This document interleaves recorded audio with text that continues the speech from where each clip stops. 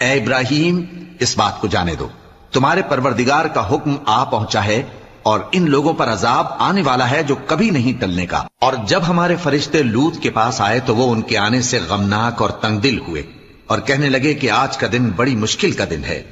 اور لوط کی قوم کے لوگ ان کے پاس بے تحاشا دوڑتے ہوئے آئے، اور یہ لوگ پہلے ہی سے انتہائی بےہودہ حرکتیں کیا کرتے تھے۔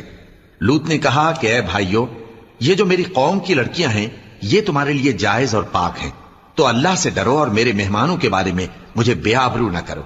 کیا تم میں کوئی بھی شائستہ آدمی نہیں؟ وہ بولے، تم کو معلوم ہے کہ تمہاری ان بیٹیوں کی ہمیں کچھ حاجت نہیں، اور جو ہماری غرض ہے اسے تم خوب جانتے ہو۔ لوط نے کہا، اے کاش مجھ میں تمہارے مقابلے کی طاقت ہوتی، یا میں کسی مضبوط قلعے میں پناہ لے لیتا۔